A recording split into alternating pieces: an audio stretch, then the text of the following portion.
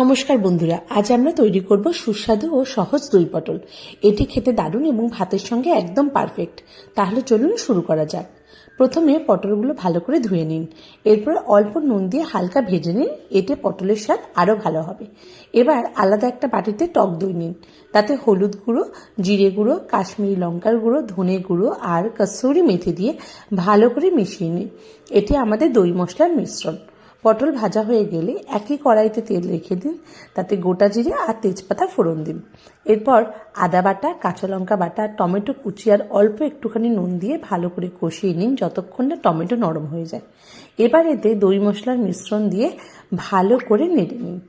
মাঝারি আঁচে 2-3 মিনিট কষিয়ে নিন, যাতে মশলাগুলো ভালোভাবে মিশে যায়। মশলা কষানো হয়ে গেলে তাতে ভাজা পটল দিয়ে ভালোভাবে মিশিয়ে নিন। এরপর সামান্য গরম জল দিয়ে দিন, যাতে সুন্দর একটা গ্রেভি তৈরি হয়। ঢেকে 5 থেকে 7 মিনিট মতো রান্না করুন, যাতে পটল ভালো করে সেদ্ধ হয়।